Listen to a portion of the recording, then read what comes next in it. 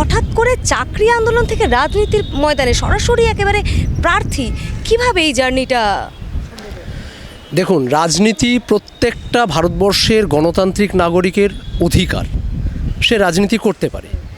এই রাজনৈতিক প্ল্যাটফর্মে আইনজীবী আছে, এই রাজনৈতিক প্ল্যাটফর্মে বিচারপতি আছে, এই রাজনৈতিক প্ল্যাটফর্মে যারা আমাদের এই বঞ্চিত পশ্চিমবঙ্গের শোষিত সমাজকে যারা শোষণ করে প্রতিদিন মিডিয়া ডিফেন্স করছে, চোরেদেরকে যারা প্রতিদিন আগলে রাখার জন্যে মিডিয়াতে সাধু প্রমাণ করার চেষ্টা করছে, সেই চোরেদের প্রতিনিধি হিসাবে দেবাংশু রয়েছে। আমাদের এই পশ্চিমবঙ্গে যদি আমরা লক্ষ্য করি না, তাহলে দেখতে পাবো এই যে কলকাতার রাস্তায় আপনারা যখন দেখবেন, ঘুরবেন, তখন দেখবেন আজকে ধর্মতলা ধর্নাতলায় পরিণত হয়েছে।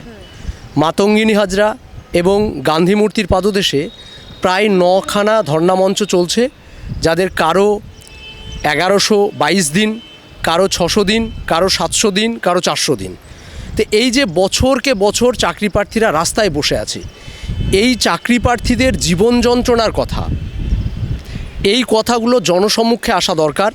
এই কথাগুলো পশ্চিমবঙ্গের এই কথাগুলো সংসদে পৌঁছানো দরকার, যার জন্যে সংসদীয় রাজনীতিতে যোগ্য বঞ্চিত মানুষের পক্ষ থেকে যোগ্য বঞ্চিত মানুষের কণ্ঠস্বর হিসাবে কাউকে উঠে আসা একান্ত প্রয়োজন ছিল। তাই আমি এই প্ল্যাটফর্মে সারা পশ্চিমবঙ্গের যোগ্য বঞ্চিত চাকরি প্রার্থী সহ সমস্ত বঞ্চিত মানুষের কণ্ঠস্বর হিসাবে রাজনীতিতে আসতে চেয়েছি। আপনি যেমন যোগ্য চাকরি প্রার্থী, এই যে বিচারপতি অভিজিৎ গাঙ্গুলি, তাকে তো ভগবানের রূপে অনেকেই দেখেছিলেন, তিনিও তো ওই তমলুক লোকসভা কেন্দ্রের প্রার্থী, তাহলে ওনার এগেনস্টে কেন আপনি দাঁড়াচ্ছেন? দেখুন, তমলুক লোকসভা কেন্দ্রটা এমন একটা কেন্দ্র যেখানে আমাদের পার্টি চেয়ারম্যান ভাইজান নওশাদ সিদ্দিকী মহাশয় তিনি আমাকে সিলেক্ট করেছেন। একটা বিশেষ কারণ আছে সেখানে, যে আপনারা দেখেছেন যে পশ্চিমবঙ্গে অর্গানাইজ দুর্নীতি হয়েছে, একদম স্ট্রাকচারাল দুর্নীতি, একদম নিচু লেভেল থেকে উপর লেভেল পর্যন্ত প্রত্যেকটা জায়গায়, ধরুন primary, group C, group D, SSC, PSC, পৌরসভা, ইভেন পঞ্চায়েতের এক্সিকিউটিভ অফিসার নিয়োগ, পিএসসি নিয়োগ, প্রত্যেকটা জায়গায় নিয়োগ দুর্নীতি হয়েছে। ইভেন কাটমানি থেকে শুরু করে একটা সেচ ক্ষেত্র বা একটা জলাশয় পরিষ্কার, সেক্ষেত্রেও যদি আমরা লক্ষ্য করি তাহলে দেখবেন তৃণমূলের নেতাদের প্রত্যক্ষ কাটমানি নেওয়ার অভিযোগ রয়েছে। সেই জায়গা থেকে এই যে কুলসিত রাজনীতি, এখন বর্তমানে মানুষ ভাবে যে কুলসিত হয়ে গেছে, সেই কুলসিত রাজনীতিটাকে নিষ্কলুষ করতে স্বচ্ছ ভাবমূর্তি মানুষদের রাজনীতিতে উঠে আসা উচিত। সারা জীবন বলুন তো, যে তৃণমূলের চোর যারা রয়েছে, যারা দাগাবাজ রয়েছে, তো অভিজিৎ গাঙ্গুলিকে নিয়ে, অভিজিৎ গাঙ্গুলি তো বিজেপির প্রার্থী, তো আপনি কি মনে করছেন? আপনি বলছেন বঞ্চিতদের কণ্ঠস্বর হতে চান আপনি, অভিজিৎ গাঙ্গুলিও তো এই বঞ্চিত চাকরির প্রার্থী, যোগ্য চাকরি প্রার্থীদের নিয়ে অনেক কথা বলেছেন তাদের পরে, তো আপনি কি অভিজিৎ গাঙ্গুলিকে যোগ্য মনে করছেন না, যে বঞ্চিত মানুষদের কণ্ঠস্বর উনি হতে পারবেন? দেখুন, জাস্টিস গাঙ্গুলিকে আমি ব্যক্তিগতভাবে সম্মান করি, কারণ উনি রাজ্যের যে নিয়োগ দুর্নীতি, সেই নিয়োগ দুর্নীতির নগ্ন চিত্রটা মানুষের সামনে এনে দিয়েছেন। কিন্তু যদি আমি অন্যভাবে ভাবি, যে রাজনৈতিক প্রতিদ্বন্দ্বী হিসাবে মূলত রাজনীতির লড়াই হয়, রাজনৈতিক মতাদর্শের লড়াই, তার রাজনৈতিক ফিলোসফির লড়াই, তো সেই জায়গা থেকে জাস্টিস গাঙ্গুলি মহাশয় যে রাজনৈতিক ফিলোসফিতে বিশ্বাসী, যে রাজনৈতিক মতাদর্শে বিশ্বাসী, সেই রাজনৈতিক মতাদর্শের সঙ্গে আমার রাজনৈতিক মতাদর্শের বিস্তর পার্থক্য রয়েছে। আমরা জানি ভারতবর্ষ হলো একটি ধর্মনিরপেক্ষ গণতান্ত্রিক সমাজতন্ত্র। সেই জায়গায় দাঁড়িয়ে যে রাজনৈতিক দল শুধুমাত্র ধর্মকে ইস্যু করে রাজনীতি করতে চায়, মূলত সেই রাজনৈতিক দলের সঙ্গে আমাদের সেকুলার ফ্রন্ট অফ ইন্ডিয়ার যথেষ্ট মতাদর্শের পার্থক্য রয়েছে। সেই জায়গা থেকে উনি আমার অবশ্যই রাজনৈতিক প্রতিদ্বন্দ্বী, রাজনৈতিকভাবে আমার ওনার সঙ্গে লড়াই হবে। অভিজিৎ গাঙ্গুলি বিপরীতে তারপরে দেবাংশু ভট্টাচার্য তো রয়েছে, সায়ন ব্যানার্জি রয়েছে, এত সব তাবর প্রার্থীরা যাকে বলে, তাদের সঙ্গে লড়াইটা কতটা কঠিন? দেখুন, বঞ্চিত মানুষের, আমি একটু আগে আপনাকে বললাম যে আমি মূলত বঞ্চিত মানুষের কণ্ঠস্বর হতে চাইছি। আজকে যদি আমি একটা যুব প্রজন্মের কথা বাংলার উল্লেখ করতে যাই না, ধরুন আপনি যদি আজকে পশ্চিমবঙ্গে না থেকে যদি আপনি অন্য কোনো রাজ্যে থাকতেন, তাহলে আপনার কর্মসংস্থানের চিত্রটা ভিন্ন হতে পারত।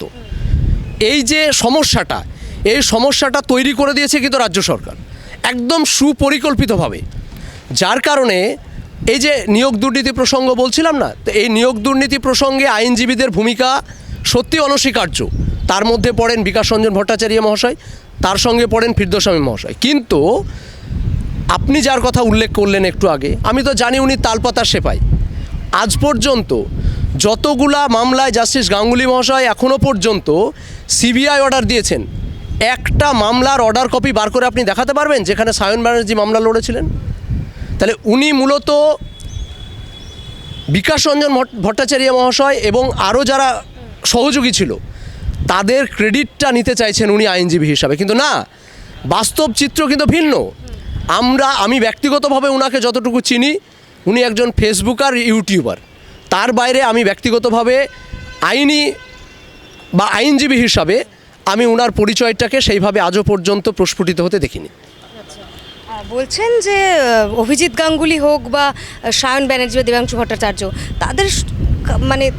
তাদের সঙ্গে লড়াইটা কোনো ব্যাপারই না। আপনিও তো রাজনীতিতে নতুন, তো 2021 সালে যে দলটা আত্মপ্রকাশ করলো, সেই দলটাকেই কেন বেছে নিলেন?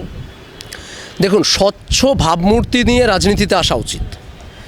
আমাদের এই রাজনৈতিক প্ল্যাটফর্মে যেটায় আমি এসেছি, আইএসএফ, নওশাদ সিদ্দিকী মহাশয় যার চেয়ারম্যান, সেই দলের দেখুন ইলেকট্রাল বন্ড নেই, সেই দলের কাছে কোনো কাটমানি নেই, সেই দলের নামে কোনো নিয়োগ দুর্নীতির অভিযোগ নেই, সেই দলের কাছে কোনো বিপুল পরিমাণে অর্থ যেটা দুর্নীতির কারণে পেয়েছেন এমন কোনো অর্থ নেই। এই রকম একটা স্বচ্ছ ভাবমূর্তি সম্পূর্ণ রাজনীতির ময়দানে আসা, রাজনৈতিক প্ল্যাটফর্ম দেওয়া, মানুষের সঙ্গে রাজনৈতিক প্রত্যেকটা মানুষকে, শিক্ষিত যুব সমাজকে বলবো এই রকম রাজনৈতিক ব্যক্তিত্বের সঙ্গে আসা উচিত। কারণ আপনি একটা দেখুন, আমি যদি ব্যক্তিগতভাবে নওশাদ সিদ্দিকীর কথা বলতে যাই, উনি একজন ভদ্রস্থ সভ্য পরিবারের ছেলে, ট্র্যাডিশনাল পরিবারের ছেলে। সেই জায়গা থেকে সেই মানুষটাকে শুধুমাত্র মানুষের কথা বলতে গিয়ে 43 দিন এই রাজ্য সরকারের অপদার্থ প্রশাসন জেল খাটিয়েছেন। কি দরকার ছিল ওনার রাজনীতিতে এসে জেল খাটতে যাওয়ার? কোনো দরকার ছিল না ব্যক্তিগতভাবে আমি মনে করি। কিন্তু কোথাও তিনি মনে করেছেন নিষ্পীড়িত, নিপীড়িত, বঞ্চিত, শোষিত মানুষের কণ্ঠস্বর হিসাবে পশ্চিমবঙ্গে কোনো এক যুব সমাজকে উঠে আসতে হবে, সেই যুব সমাজের কাণ্ডারি হিসাবে তিনি মূলত দায়িত্বটা নিয়েছেন। ইলেকটোরাল বন্ড থেকে টাকা তো সিপিআই মনে হয়নি, তার সঙ্গে জোট করার কথা ছিল আইএসএফের। তো সে জোট করে লড়াই করলে তো লড়াইটা আরও বেশি জোরদার হতো। তাহলে জোট না করে একলা চলো ডাক দিল আইএসএফ, সেখান গিয়ে তো আজকে রাজনৈতিক মহল বলছে যে আসলে ভোট কাটুয়ার ভূমিকা পালন করবে আইএসএফ বাংলায়। এই ভোট কাটুয়া প্রসঙ্গটা আসলে আমার খুব হাসি পাচ্ছে একটাই কারণে, আপনাকে একটা ছোট্ট তথ্য দিয়ে রাখি। আমি মূলত চেষ্টা করব তথ্যের বাইরে কথা না বলার। আমরা দেখেছি 2016 সালে সিপিআইএমের ভোট ছিল 27%, একদম তথ্যটা আপনি মিলিয়ে নেবেন। আর সেই ভোটটা 2019-এ লোকসভায় এসে দাঁড়ালো মাত্র 7%। যেখানে এই রাজ্যে বিজেপির 2014-তে যদি আমরা লক্ষ্য করি, সেখানে এসে দেখলাম যে মাত্র 2টো লোকসভার এমপি ছিলেন। আর সেই 20% বিজেপির ভোটটা, মানে সিপিএমের ভোটটা বিজেপিতে যাওয়ার ফলে সেই আসন সংখ্যা হয়ে দাঁড়ালো 18। তাহলে সেই জায়গায় বলুন তো যে আইএসএফ সুবিধা করে দিচ্ছে নাকি সিপিএম একসময় আগে রাম পরে বাম এই তত্ত্বে পশ্চিমবঙ্গে বিজেপিকে প্রতিষ্ঠা করেছে? কোনটা? যদি তথ্যের বিচারে আমি যাই, অনুরূপভাবে যদি কংগ্রেসকেও পশ্চিমবঙ্গে মূল্যায়ন করি, তাহলে সেখানেও দেখতে পাবো দিন দিন পশ্চিমবঙ্গে কংগ্রেস প্রায় এত তলানিতে চলে গেছে যে আর পশ্চিমবঙ্গে কংগ্রেস ঘুরে দাঁড়াবে এটা কল্পনা করাও বৃথা। তৃণমূল বিজেপির সঙ্গে লড়াই করার ক্ষেত্রে বামেদের উপর ভরসা করতে পারেনি বা এখনও পারছে না আইএসএফ, এটাই বলতে চাইছি।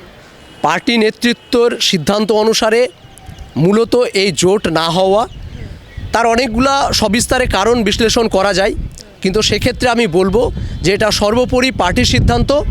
পরবর্তীতে রাজনৈতিক প্ল্যাটফর্মে এখন সবাই একলা চলন নীতি নিয়েছে, ভবিষ্যতে কে কার সঙ্গে গাঁটছড়া বাঁধবে বা রাজনৈতিক ময়দানে আসবে সেটা সময় বলবে। আচ্ছা, তমলুকে তাহলে যদি আমি ভোট কাটার প্রসঙ্গে বলি, তমলুকে তাহলে কার ভোট কাটতে গিয়েছেন আপনি? দেখুন, আমি বারবার একটা কথা বলছি যে আমি মূলত বঞ্চিত মানুষের কণ্ঠস্বর। আমি যদি তমলুকের মাটিতে যাই না, তাহলে দেখতে পাবো তমলুকের এখনও প্রচুর মানুষ যারা রয়েছে দরিদ্র সীমার নিচে বসবাস করে, যাদের কাছে ন্যূনতম সরকারি অর্থের বা সরকারি সুবিধাগুলো এখনও পর্যন্ত পৌঁছাচ্ছে না। যদি আমি দেখি তমলুকের বুকে কয়েক লক্ষ বেকার যুবক রয়েছে, কয়েক হাজার যারা চাকরি প্রার্থী এখনও পর্যন্ত পরীক্ষা দেওয়ার আশায় রয়েছে তমলুকের বুকে, এই সংখ্যাটা কিন্তু নিখাত কম নয়। আর পশ্চিমবঙ্গের যদি ওভারঅল আমি বলতে যাই তাহলে দেখব প্রায় 25 লক্ষ চাকরি প্রার্থী যারা চাকরি পরীক্ষা দেওয়ার জন্য বসে আছে, সংখ্যাটা আমি বলি 25 লক্ষ। আর সারা পশ্চিমবঙ্গে পরিযায়ী শ্রমিক আপনি দেখুন রাজ্যে কাজ না পাওয়ার কারণে ইভেন তমলুকের মানুষ, আমি ফ্যাকচুয়াল অ্যাসপেক্টে যাচাই করতে গিয়ে দেখছিলাম যে তমলুকের প্রচুর মানুষ এখনও পর্যন্ত বাইরে কাজ করে। এই মানুষগুলো যদি রাজ্যে কর্মসংস্থান পেত তাহলে স্বাভাবিকভাবে তারা বাইরে যাওয়ার প্রয়োজন হতো না। সেই জায়গায় বিগত 13-14 বছরে আমাদের রাজ্য সরকার সম্পূর্ণভাবে ব্যর্থ। তাই আমার লড়াই মূলত চোরেদের বিরুদ্ধে, আমার লড়াই বঞ্চনা, শোষণ নিপীড়িত মানুষের পক্ষে। তমলুকে আপনি জিতবেন আশাবাদী? বঞ্চিত মানুষের সংখ্যা সবথেকে বেশি পশ্চিমবঙ্গে। এই বঞ্চিত সমাজের প্রতিনিধি হিসাবে আমি এসেছি। আমি আশাবাদী বঞ্চিত মানুষ যারা বঞ্চনার শিকার তারা আমার পাশে এসে দাঁড়াবে এবং আমি সেখান থেকে জয়লাভ করব।